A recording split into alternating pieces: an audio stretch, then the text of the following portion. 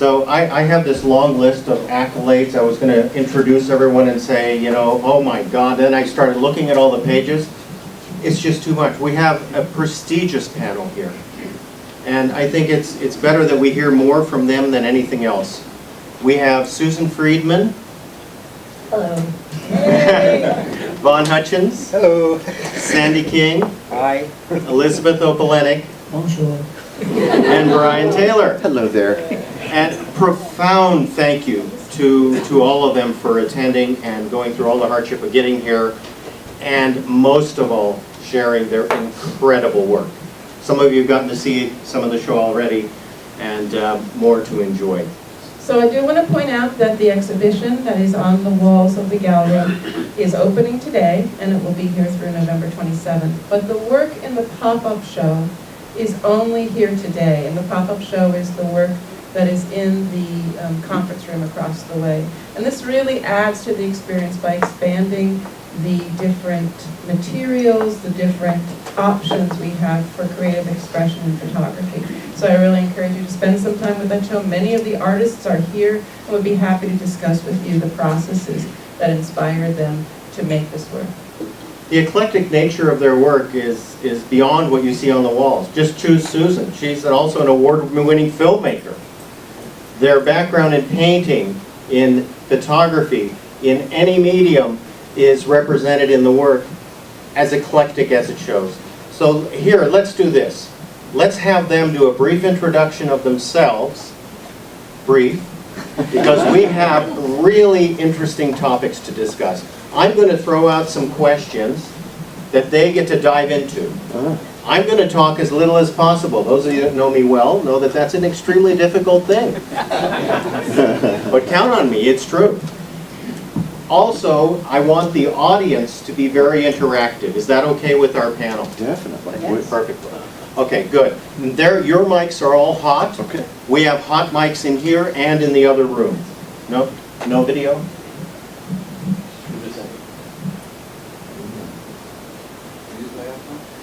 That's a beautiful photograph of the lakes over there in Lucerne, Switzerland. No, there they are. Now it's Okay. there. All right, let's start with Susan. Give us a few words about yourself. Okay. I've been teaching for 30 years at the University of Santa Cruz in the art department. I taught photography and related subjects, film, video production, and mostly alternative processes.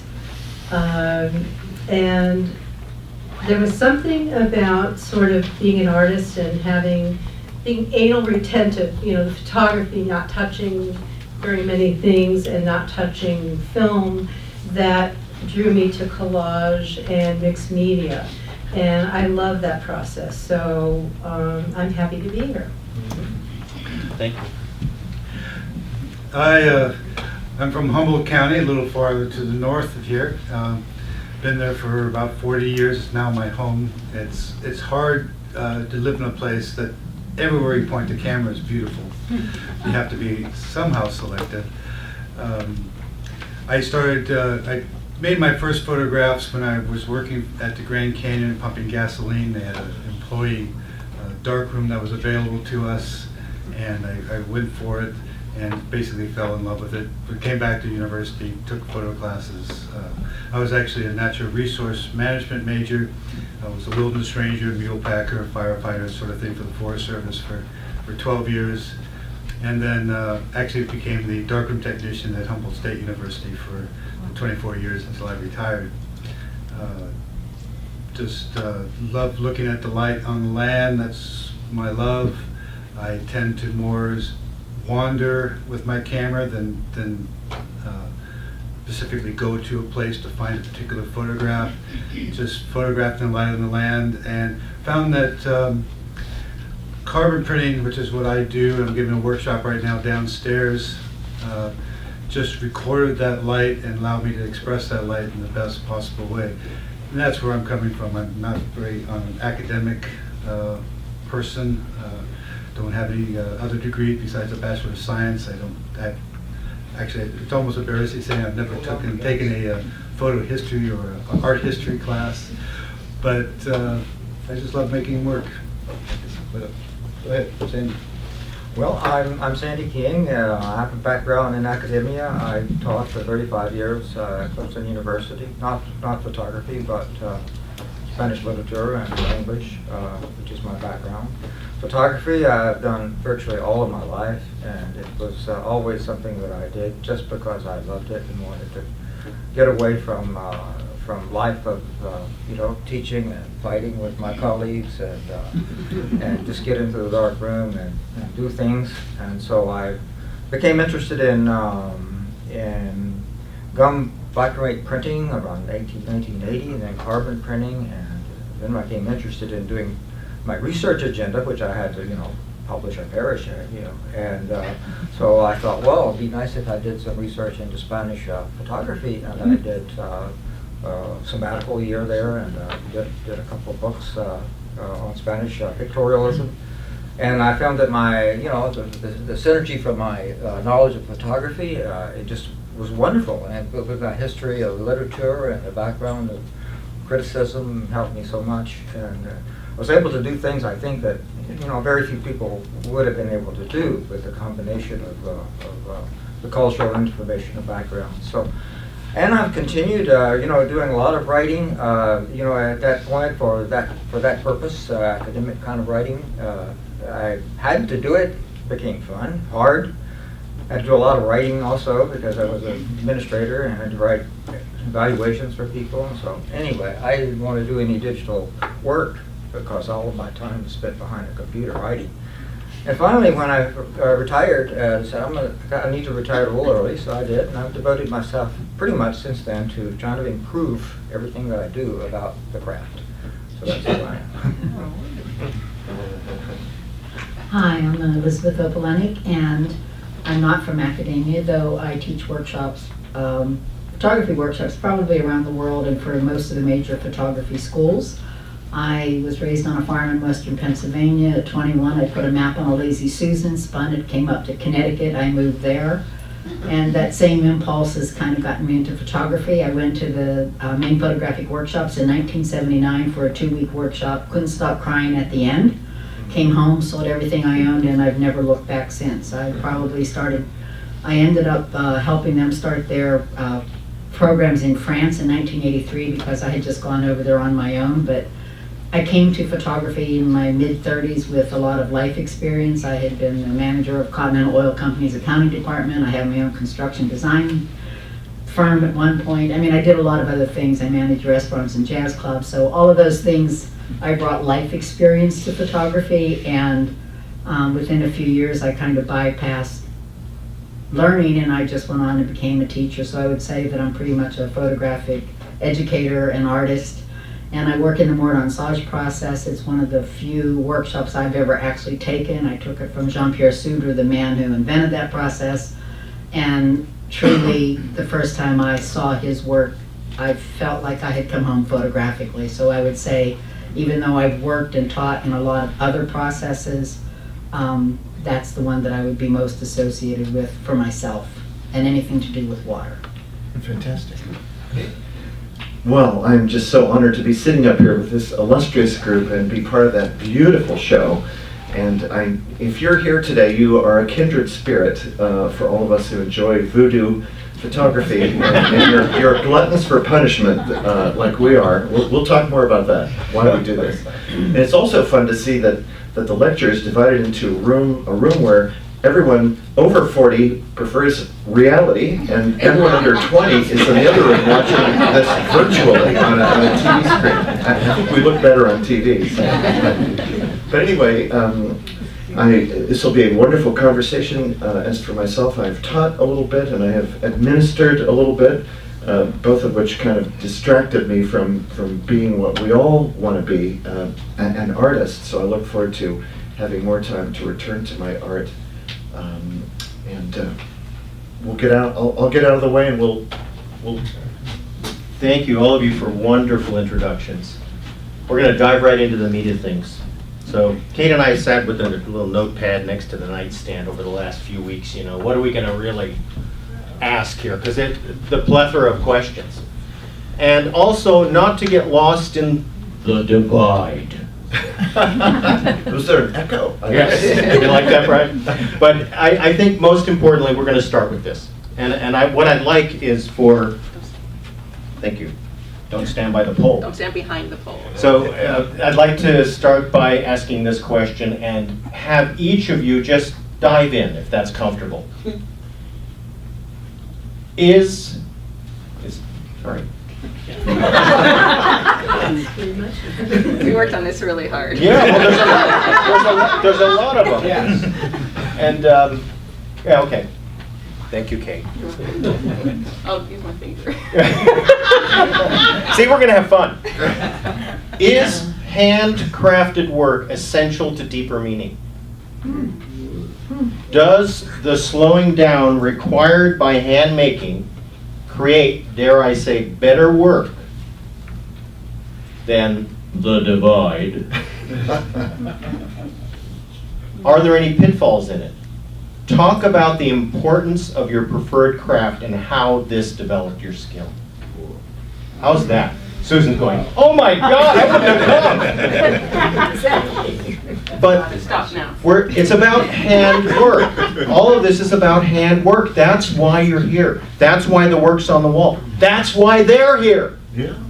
This isn't about Command P. Thank you, Brian. Or better yet, Command Z. Oh, yes. That's what everyone else has that we don't have. Yeah. So please, dive in. Backwards. Oh, backwards. Forget that terrible idea. Oh, okay. I can start with that one, actually, if I may. Please. And I'll relate it back to the mordant saws. The first workshop I took with Sudra, in the workshop, I remember him saying, in mordant saws, you have to let your heart, you have to feel the blood pulsing through your veins and let it, in order for your heart and soul to be in that whole piece. Because he would rock his trays. He never put them in a print washer. So there's a lot of washing in that process, and everything is just the rocking the trays by hand and exchanging the water every 5 minutes. And he would do it, so he'd also the whole time was watching what was happening. And in these handmade processes, I mean, I'm not so much a patient person, probably I've come to decide in my life, except in this process, my husband's here, except in this process where I am, because I actually do that, because I really, it was Cartier-Bresson said in another way, what takes time to create, time respects.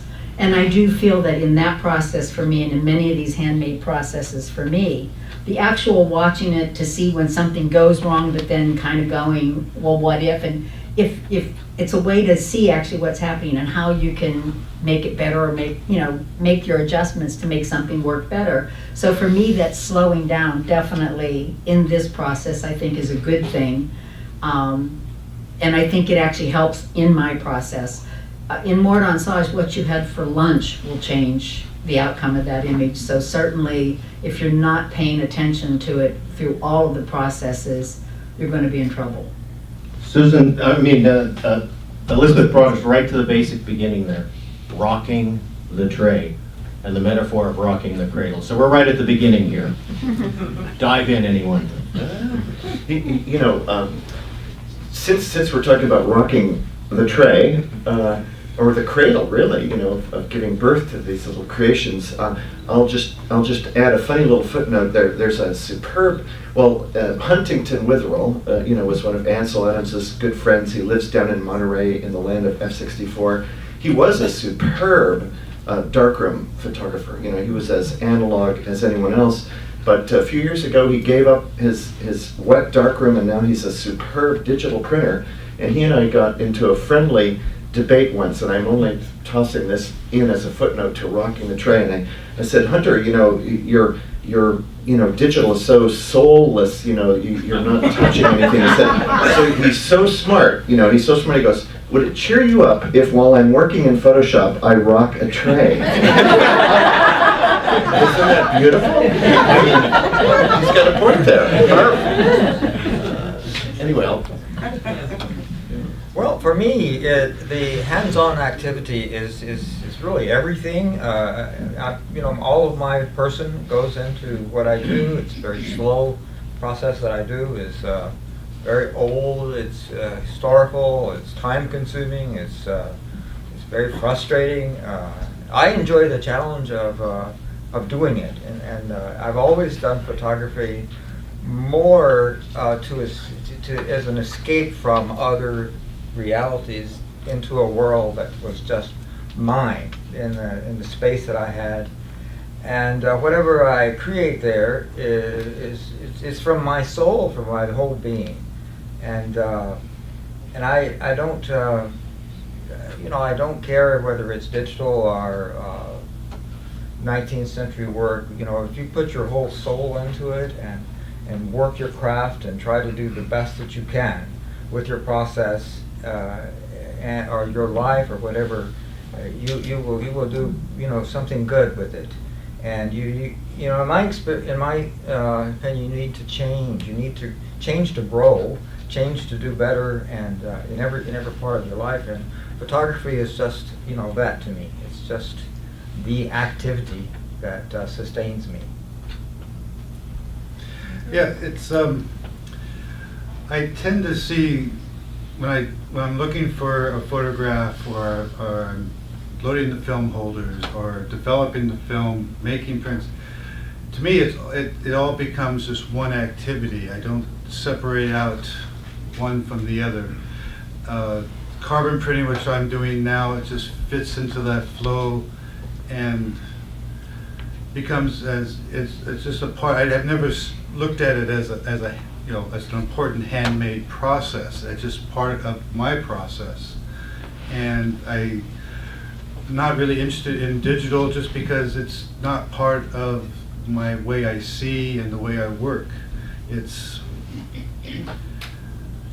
all, to me, all important. I'm photographing to learn how to see more or better. I don't say more better, that's not right. And eventually I think I might be able to do this without a camera. But for now, the camera helps tremendous. I don't do burning or dodging in my work, not because about any purity, it's just that it forces me to see more intently, to see the light on the light reflecting off the landscape. And carbon printing came into my life mostly because there was a type of light that was so difficult to capture with silver printing, regular printing. The light coming through the redwoods, the sunlight, harsh light. I was ignoring that with silver printing because it was so difficult to handle. But here is a process that can take that light and put it onto paper, and I can share with what I've been learning with other people. And that's why I photograph. I'm glad I decided to work with a handmade process because it's challenging. It's fun to get your hands wet. But yeah, I wouldn't get any joy of having it come out of a machine. It wouldn't be part of my entire process. I don't know if that makes much sense. I'm going to turn it over to Susan. I'm going to pull it myself here. I try to remember all the funny things that happened to me doing alternative process, and one was liquid light and how the emulsion would just sometimes just float right off, and you'd end up with nothing, But I loved the whole idea of using alternative papers, being able to add color, to be able to unearth somehow, using it. Now, what I'm doing right now is sort of layering, and sanding. It's very visceral.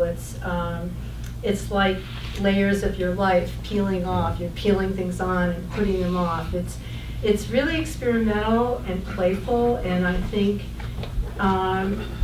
it's not like, when you're doing alternative process, it's not like you can reproduce everything perfectly the next time, and I love that idea. I love the idea of one of a kind, really, and that's exciting to me. Oh, there you go. So we have such a range here, just in case anyone, we have collage with cyanotype and other photographic medium. We have carbon printing with a large format negative from actual large format cameras. And I think your carbon printing is primarily from digital negative, Sandy? It has been for about 15 years. Okay, so same process, but using the process of getting the negative out of the digital. And I know Elizabeth, you do the martensage as well as color printing and use both digital and film captures. And what do you do? Don't even. Brian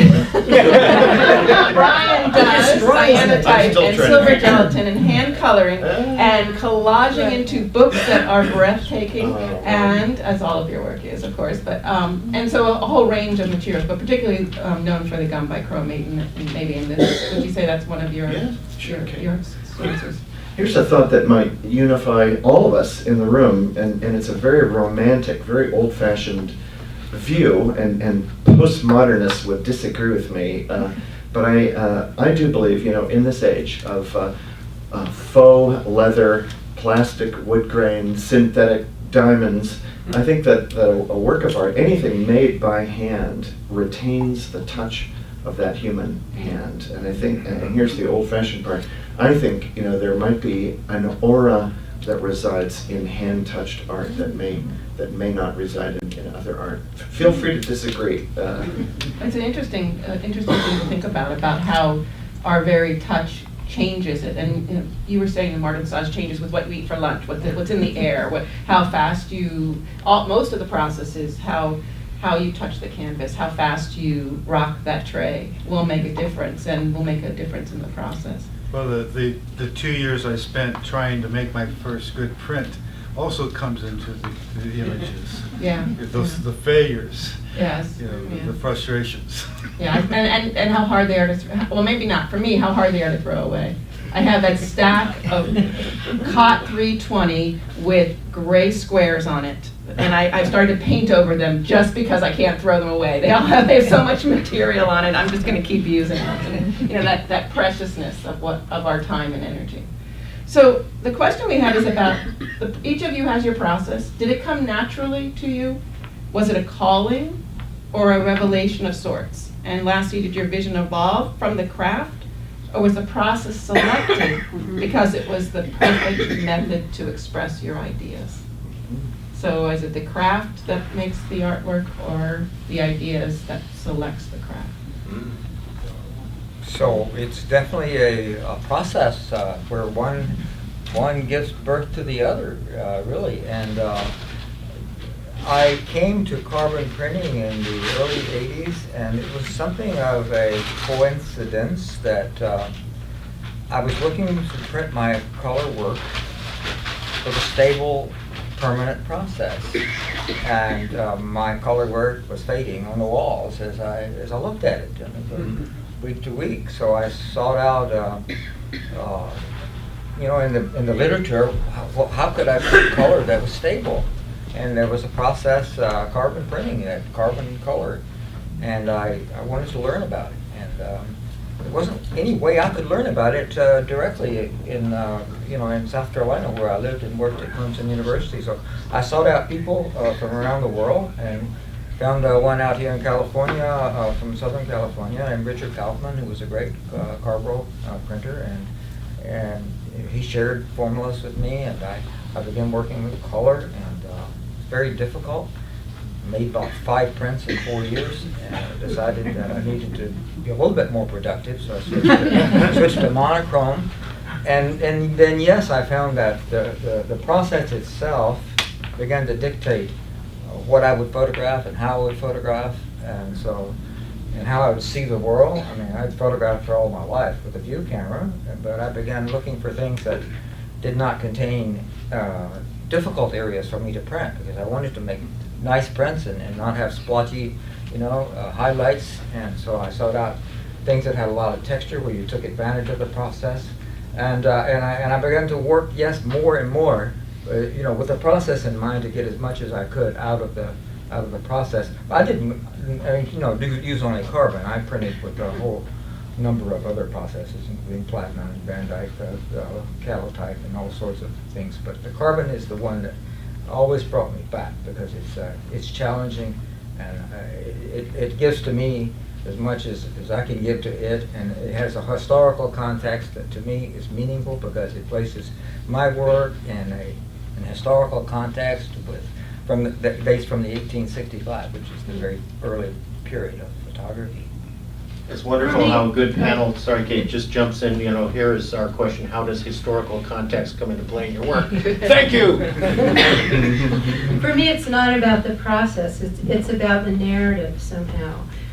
It's about what I had to say, and how the materials sort of came together, and sometimes they don't, but it has more to do, I'm a storyteller, more to do about internal narrative and speaking out about certain issues.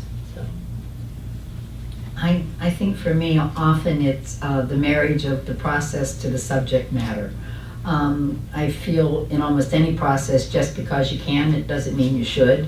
Whether it's Photoshop and you're going to add 50 actions that aren't going to help it. If you don't start with either a strong image to begin with, I don't care what you do to it in any of these processes, rarely do you ever make it a better image. Whether you're going to hand paint it, we'll just do anything to it. I mean, so I think you have to start with an idea and carry that forward and have your images, then find the right process for those images. So for the Mordaunt Sage, that one, and maybe it was also the man, Jean-Pierre Suter was this incredible human being. And maybe it was just my total respect for that man that kept me in that process. But the veiling came because I had always used veiling in many processes. Veiling as in draping nudes and things like that. So it's sort of known as the drape queen. So it was pretty natural in Mordaunt Sage that by the 5th print that I think I ever tried to make, I was trying to save that veiling. Much to his distress, because before me nobody had ever considered saving that silver gelatin on a Mordaunt Sage print. And it was natural, that's what called to me about that process. But, you know, I've done work with the Amish, and the Amish felt that they had to be printed as platinum. And I'm working on stuff now, and that's why I'm in this carbon workshop with Vaughn and all these other guys. It's a great workshop because we have like a lot of experts in it. And I'm doing this new work, and I tried printing it digitally, and it just doesn't feel right to me. It's often how that feels to me. So I want it on some other process. But the digital work I'm doing, I am printing on handmade paper, and I like it. It's color, and it's a departure for me. I think any process anybody does, if it speaks to them, there's nothing wrong with it. That's the same with the digital. I feel like I look around, and I would say from just looking at the age of most of this audience, most of us come from the old film days. We may have transitioned, but I think the marriage of the digital to any handmade process, many of these processes wouldn't be available to us today even if we couldn't make a digital negative now, let's say. Or at least it's been enhanced by the fact that, you know, an old negative that we might have had that might not have worked or had some issues we were able to sort of fix. I'm still somebody who likes film, but I do shoot digitally also, and I think it's a marriage, and you have to make it be whatever it is. And I'm also, with the Mordaunt Sage at this point, with the veiling, I was told by the head of the Bibliothèque Nationale, God, 30 years ago, why did I even bother with a negative at all? Because I was just rearranging the emulsion, and he said, make it go away, just don't even bother with the negative, you know, just. And Sudra's work, when you see it, it was all done with crystallizations on glass. There is no negative. His negative is a crystallization on glass, and that's what he put in the enlarger and made it his negative.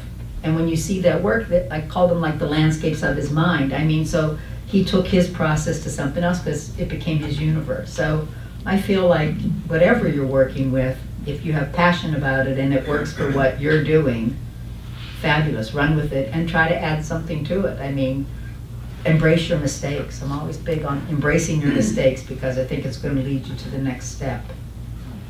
That's great advice, Elizabeth. You're showing your skills as a teacher and an artist. I think, you know, when we're practicing our art at our best, we follow where our art needs to go. Often it takes a left-hand turn. You can all relate to that. You think, oh no, not Mordaunt Sage, or not. It has to be a gum print. Oh no.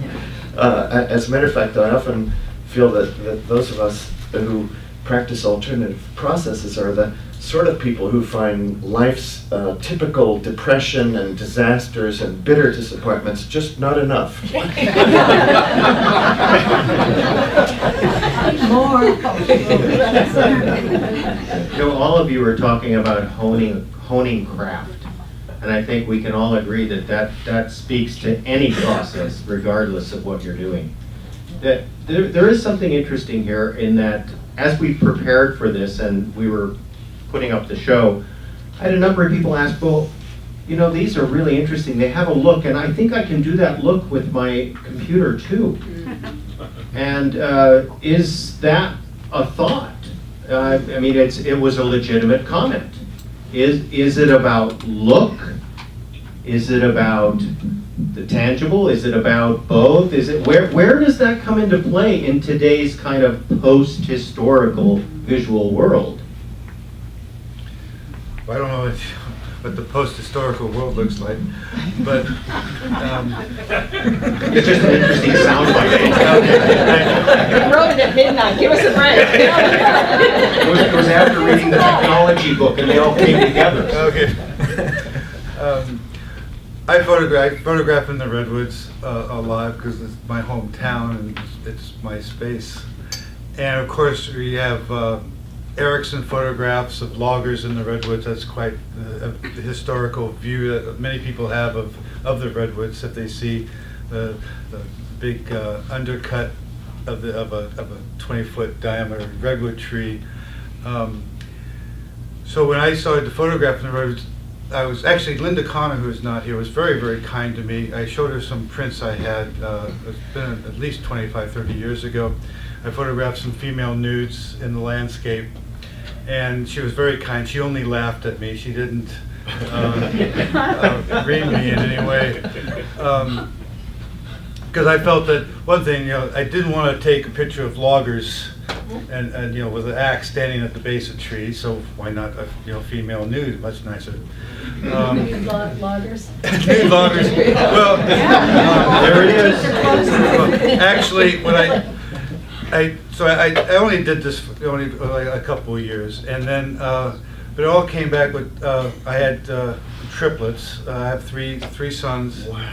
And if I'm going to go photograph in the Redwoods, well, I was a stay-at-home dad, so they would have to come with me. So there's a way of you know, a 5-year-old climbing a redwood is not exactly the same as a logger standing on a springboard with an axe. Where are we going with this, Vaughn? I'm trying to figure it out. But I think you discovered something that makes carbon printing easy. 3 boys, that's well, one. one's in the audience. Ah, that's great. Excellent. Oh, what are your sons? Yeah, one of my boys. They're 20 now, so they're not around enough to be a photographer. I think it was the historical aspect of there's a history of photographs in the Redwoods of loggers, and I'm trying to counter that with a historical that's process. interesting, Vaughn. That's coming up with a lot of you on the panel here, the historical continuity of what you might do, whether it's your own historical within yourself, or in this case, within the medium itself. Yeah, anybody want to jump on that? Well, the question was, what was the question? We're all of a certain age. What was the question again? The question was based on comments I received by how wonderful the show was, and somebody speculating that, you know, I think I could do that on my printer. I think I could do that in my Photoshop. Well, here's and is it about a look? It can be about a look, yes. Some of us do just see the thing and appreciate the look. I mean, I've seen some work here, the work that you brought. It's fascinating to me. I had no idea that you could really do that kind of work, you know, change the emulsion. So it's just fascinating to see that. And then I had a friend who does historical work out of Gulfport. He told me he was looking at some of Henry Jackson's images that are all on the web, all the Smithsonian. You can download any of those things. And he said he looked at 5 of the images, and they were made with an 8x10 camera. And he said Jackson had put his camera on the tripod, 8x10, and made 5 exposures from north to south. And he said they were not meant to be panoramas, but he had them on the computer all together, and he said he did something and they just came together. You know, I've been maybe you automatically do a photo stitch, and he said they automatically came together. I was just incredulous that that could happen, and Jackson never thought it would happen. So this marriage of technology, something that was very historic, but now came to a realization because of technology. And you can do something with those negatives now that he could not have done, because you could not have, made a panorama of the glass plate negatives. It would have been impossible to print them like that. So we don't feel like we're just a bunch of old farts up here talking about the old ways. They was pretty good, I think this is really important, that this marriage that has been discussed here of technologies coming into play with a traditional craft. I think all of us actually have to, or should, be willing to embrace change. I mean, I went kicking and screaming into the digital age, just more because I just didn't want to learn something else again. I was just tired. But it was interesting to me, and I don't know time frame wise when this transition, so probably the early 90s maybe, when we were seeing more of it out there. Would that be about right? I lectured in Ann Arbor, Michigan, and that's where Thomas Knoll is from, who is the first name on Photoshop. He invented Photoshop, and he was in the audience. No, that was Al Gore, but... So he invented, Thomas Knoll invented Photoshop, and he's the first name on your Photoshop, whatever version you might have, if you have it. And he was in the audience, and somebody came to me beforehand and said, I'd like to introduce you to him. He lives in the town and he supports the school college I was lecturing at. So I was introduced and I said to him, may I introduce you to the audience before I start? And he's a very tall guy and he's a very shy man. And I got up and I introduced him as somebody that none of us even had realized yet how he was going to change photography. And he's like, no, and I said, no. You have to know that this man has just changed the way photography is going to be, the direction. I had no idea to what extent, but I knew that it definitely changed photography. And I had with me original Mort-en-Sage prints, and I said after the lecture that I had brought original prints, because that's the problem with so many of these handmade pieces, unless you see them. And I thank you guys for not putting glass behind or glass over most of the work. I've stopped showing any of my handmade work with glass on the front because you can't get the full experience of the piece. So I had to show to the audience, and Thomas came down and I just said to him, please, I never want to see a button in your Photoshop that says Mort-en-Sage. To this day we haven't. You see cyanotape, you see so many. And there's nothing wrong with the prints that people are making from that. There's really incredibly beautiful work out there done digitally. It's just not what I'm used to or that many of us are probably used to, but that, I think for a while we all made it wrong, and I don't want to make it wrong. I still want to like it. I think it's beautiful. I just happen to like what Susan had said. For me, it's about the feeling of it. I want my hands in it. I do think what you said, that it stays there. So I think it's just something that speaks to each of us individually, but I think we shouldn't make everybody else not right about it if that's the case and they're going to go to, because the digital's here, we're changing, and the new kids, everybody growing up, it's a different way of doing stuff. We're wonderful academics up here. What is it?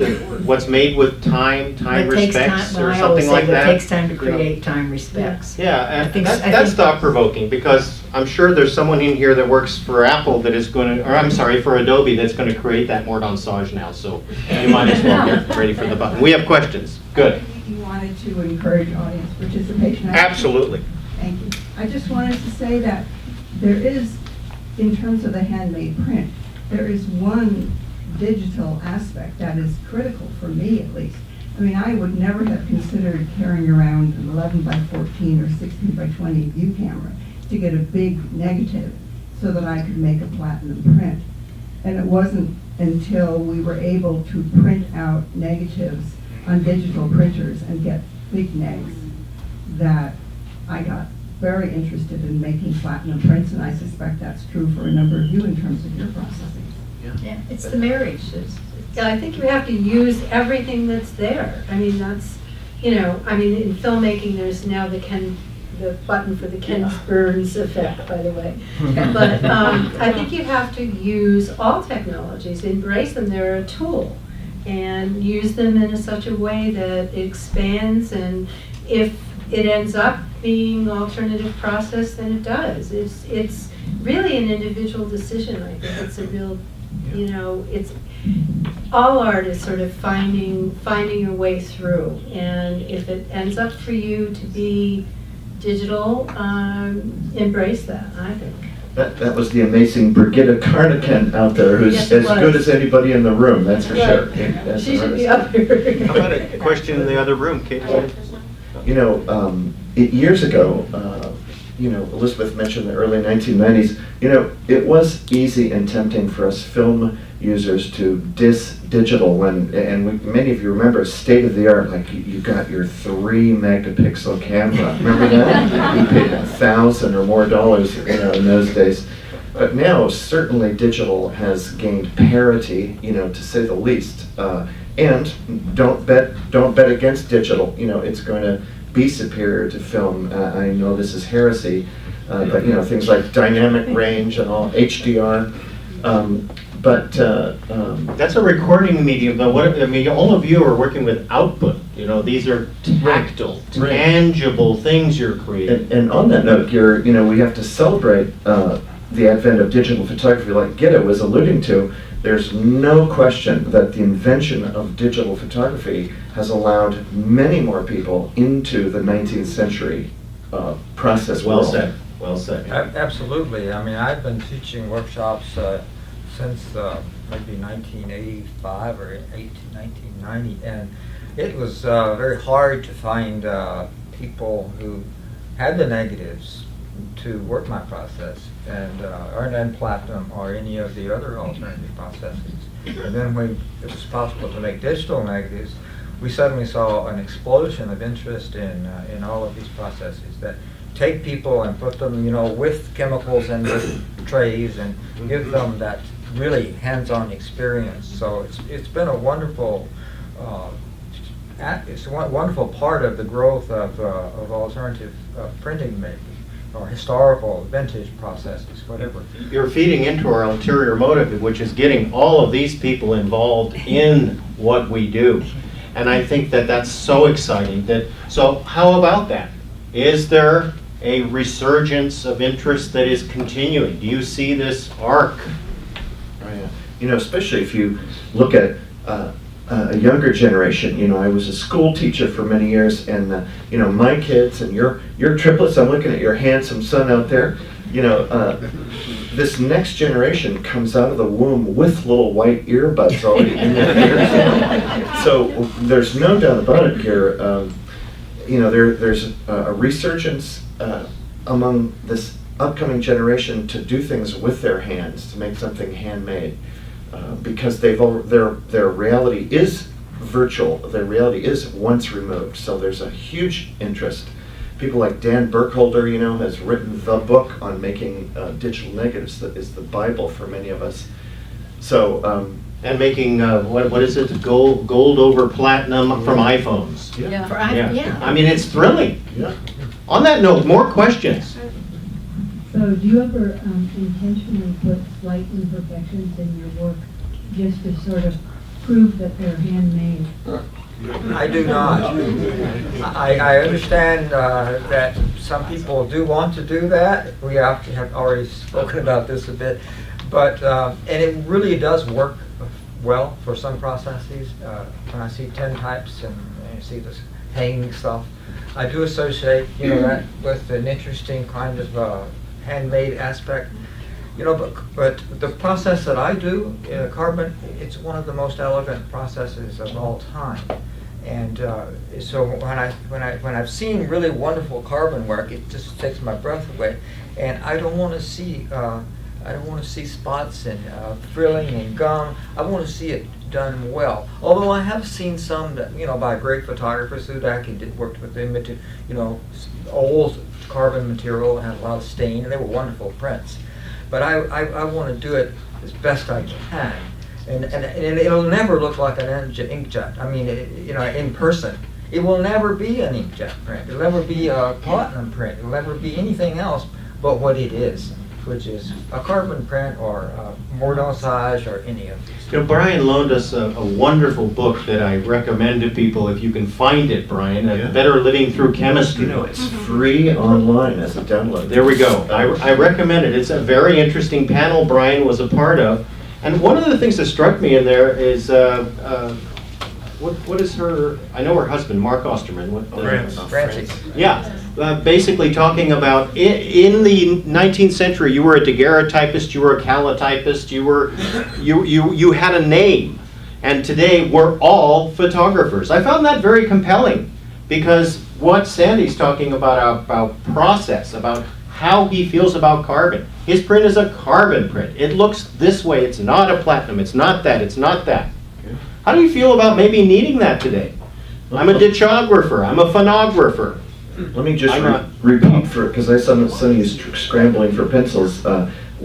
We highly recommend a book called Better Living Through Chemistry, which is the transcript of a panel discussion.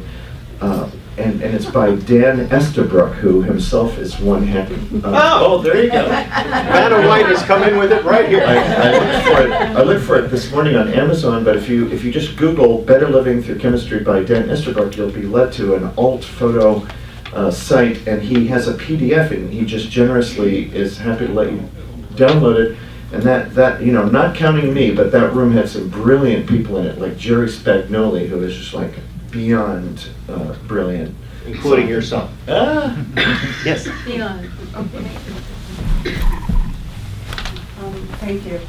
I once read about a woman who went to Burning Man, and what she learned from Burning Man after being there for a week with no technology was that she could actually talk to another human being. And this brought up the question to me in terms of creating art and communicating with other people and communicating with yourself through the art. I'm wondering if you could talk more about your projects. Do you do them in terms of finding more about yourself and your insights?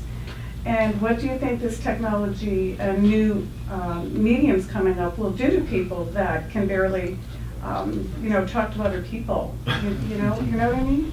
And how important is that in your work?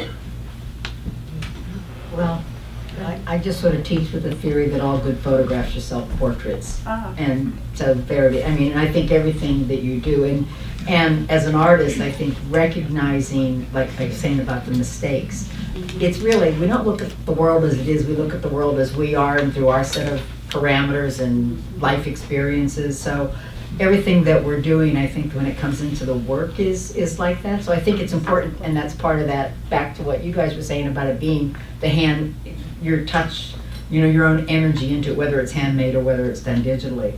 To finish off what you were saying about the digital, and your question in the back when you asked. Yeah. Kathy asked the question. But what Kathy was asking, I think that the issue for me is I'm so happy that I've been a photographer for like 40 years now, based on the fact that I was always aware of my edges. My pictures today, if 3 images out of if 1% has cropping on it even, then I feel like I didn't make it right in the first place. Vaughn and I were talking about this today. Like if I want to zoom, I walk forward.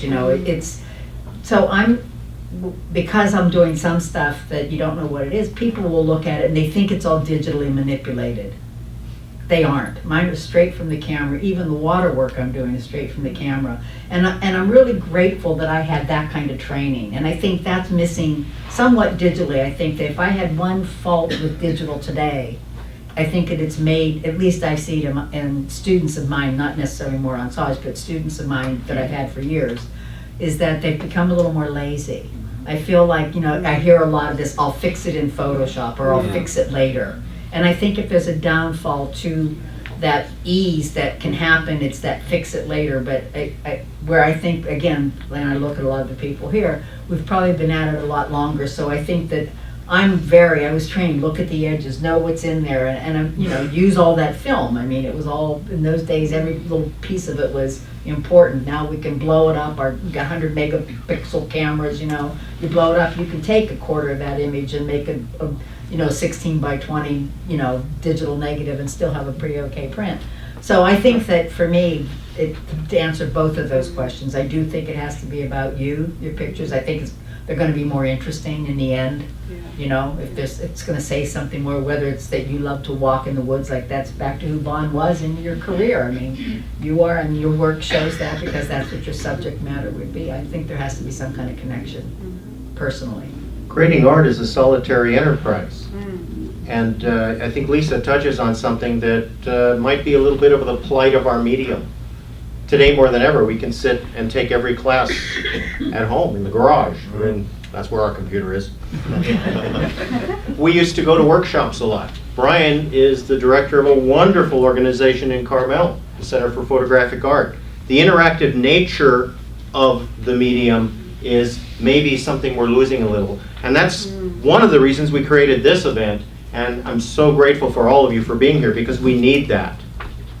Great comment. Question back there. I do a lot of different art forms, and I used to do photography when I was a child. What it is, I find myself getting pulled to different kinds of art forms instead of just photography, metalworks, and also painting and drawing. So how do you get a happy medium where you can focus on photography than just when you get tugged in so many different directions in an art form? Well, eventually it just happens. I mean, all of us are interested in many, many other things. I've been interested in, building boats and metalworking and other forms of, of entertainment. I've been interested in competitive running. All of these things draw you away from some focus. Eventually, you have to decide. Okay, can I do all of those things? Am I immortal, or can I just put all of my energy into everything? And you realize you cannot. I want to jump in and just say with personal experience with Ansel Adams in a workshop when I was a youngster and didn't have any clue what to do. And this sits with me more than anything he ever said to me. Is the important thing there is not what you're going to do in your life, it's all that stuff you're not going to do. And I never forgot that. And I think that might be where you're at, because I know you do a lot of ceramics and amazing work. Which one calls your heart now? Which one tugs the string most now? This might be interesting for Susan, because Susan, you also do filmmaking, and that's Well, I was just thinking you could. so compelling and all-consuming and in a solitariness and communal compared to the solitariness of a lot of the collage work and the other alternate processes. But I think I'm listening to what he said, and I thought that he could combine some of those things. I'm certainly painting and photography and collage and using type on ceramics. Well, even ceramics. I mean, look at forgot the guy that broke all the dishes on his paintings. Oh, yeah, Julian Schnabel, right? But I mean, using all those experiences and putting them together in a way that would be exciting. I mean, trying new things. I think that's important. Communicating through all of the knowledge that you have. I don't necessarily mean put it all away. I mean, maybe running isn't good for carbon printing, but but do you understand? Yes. Yeah, but we do have so many things that we could decide to do, and Sure. we can combine many of them, but eventually we have to decide to discard some of them. That's true.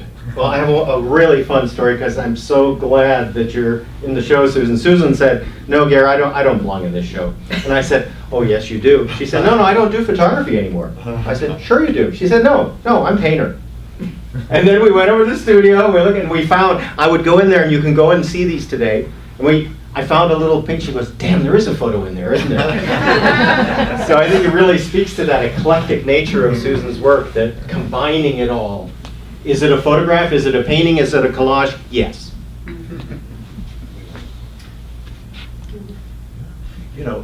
I think my favorite advice on art making comes from the writer Henry Miller. And this is the moral of the story is, maybe you don't need to focus. I love Henry Miller's quote. He said, "Paint as you like and die happy." You know, do your ceramics, do your photography. If that's what fulfills your life, then what the heck? I brought in a 100-year-old, kind of like everything you guys are talking about at once. So I wanted to show it to you at the end of the class and get your feedback. It's something like a road show. It's very unique. No one's ever seen it, and I think you'd be awesome. Sounds good. If it's worth a lot, we all share the money. Oh, we have a question there first, and then we'll go here. I think some of the connection of alternative printing and so forth is bringing us somewhat closer to the traditional artists that were doing watercolors or oil paintings or sculpturing and so forth. It's the connection.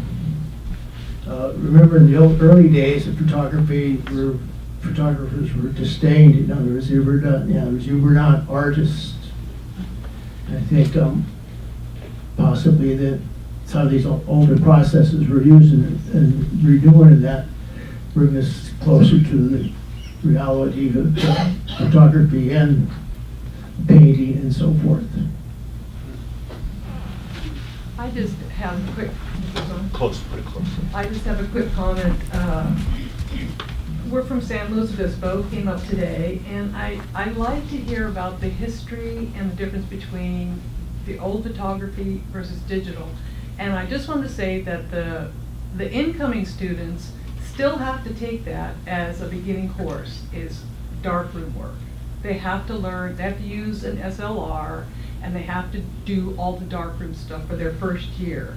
And then they're allowed to get into more creative, but they have to get the basics first. They have to know the history. And then it's like take off, and I mean, these are kids that are already born with, as you say, iPhone in their hand, and they're all photographers. So, but they still have to learn the dark stuff, the darkroom work. And I'm The dark stuff.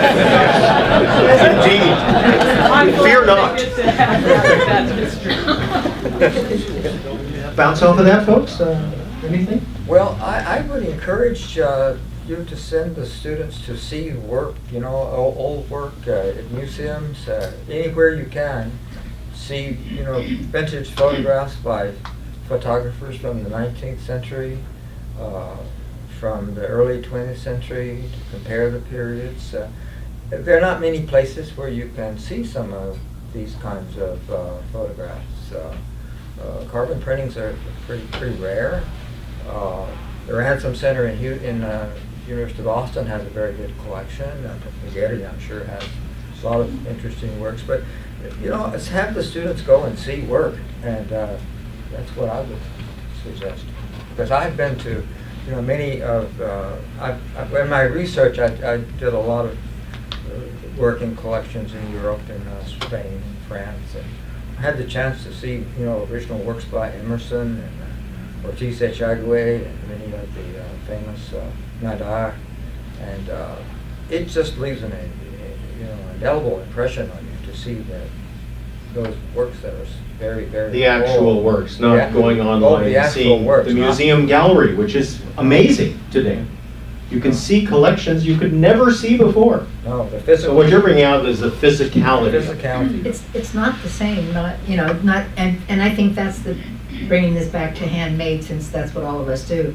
Being able to actually hold that piece in your hand, it gives me such joy. There's nothing like looking, it was kind of like you looking at the Brihha print last night and saying, I've never seen anything like that. And I'm saying, yeah, and you don't get that when you look at it on a digital screen or, even in a magazine. But really, the more people can be exposed, not just to photography, to all the arts, that just can kind of round you out. And it's nice to understand the history of photography, where stuff kind of came from and why. Because the truth is, there's nothing new. Everything's kind of a rehashing and been redone, but it's not been done by you or your students. So go out there and try to invent something else with it if you can. And we have so many tools at our disposal today. We do have so much stuff available, and knowledge. I do think that's the great thing about internet. You can kind of look up so many things that you couldn't have learned about beforehand.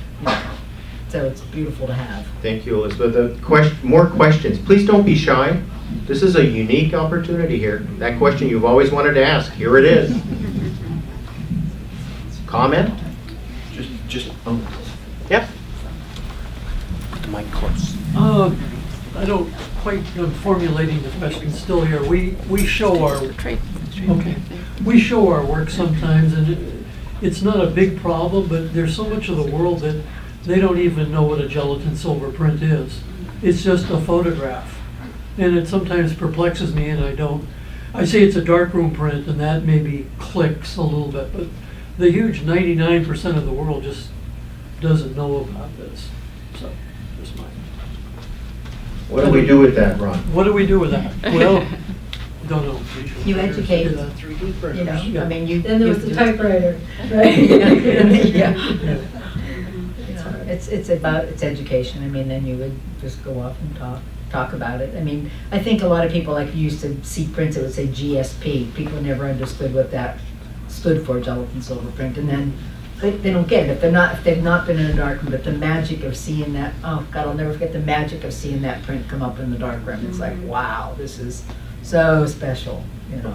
Some art is just simply very eclectic. It appeals to very limited numbers of people. It's too complex, complicated for some to understand. Some of the 17th century Spanish poetry that I read, nobody would understand it today. They wouldn't have the historical context, the mythological references to understand it. Some is just there for a few people. And I don't care. I work for myself and a few people, and the rest of the world, doesn't appreciate it. Then the rest of the world can, find what interests them. Well, let's close, because we have a wonderful exhibit to look at. We have refreshments, and perhaps you want to go one-on-one with our gracious artists that are here. I have one little closing question. How do you think time is going to treat the photograph?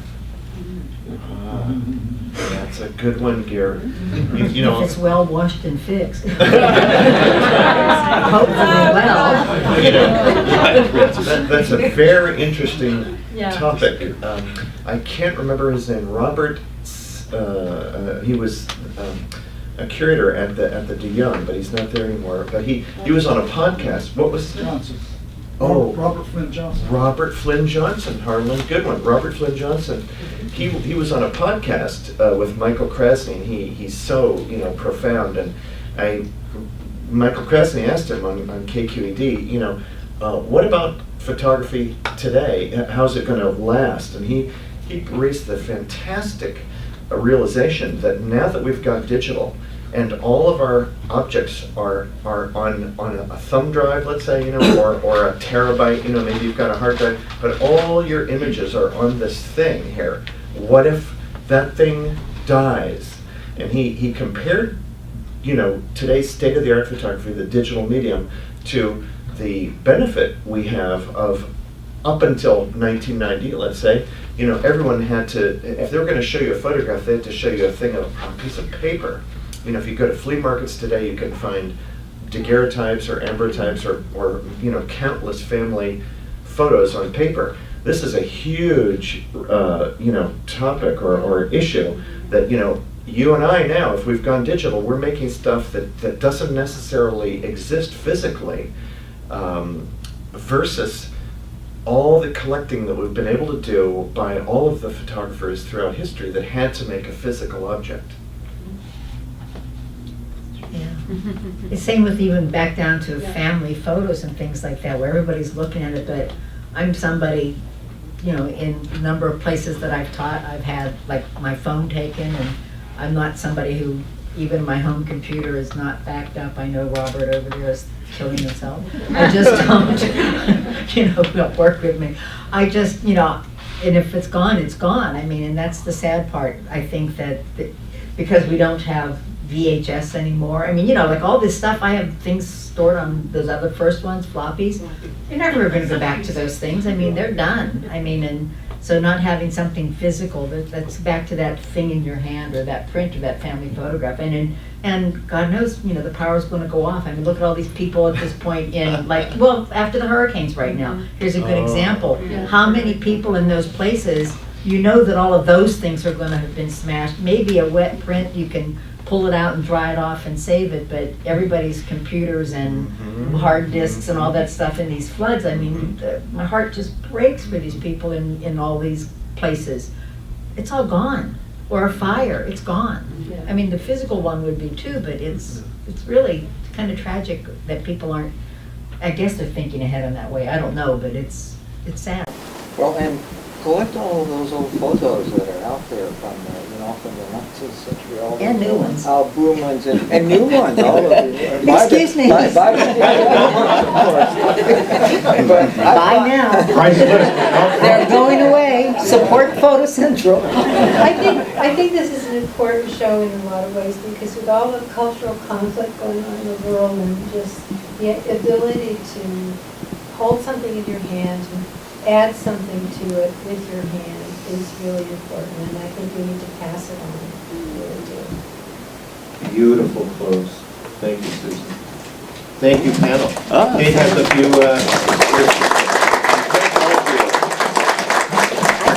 Can we say thank you to you guys? I think it's extraordinary that they put this show together. I think it's more extraordinary to look out here and see 2 rooms full of people that came out on a beautiful Saturday afternoon because you have a passion for photography. I think it's really, really, Yeah, really. it's fabulous that you all came. And I think that what Kate and Gear and what Photo Central does, and all of the staff, that the volunteers you have, the darkrooms downstairs are fabulous right now.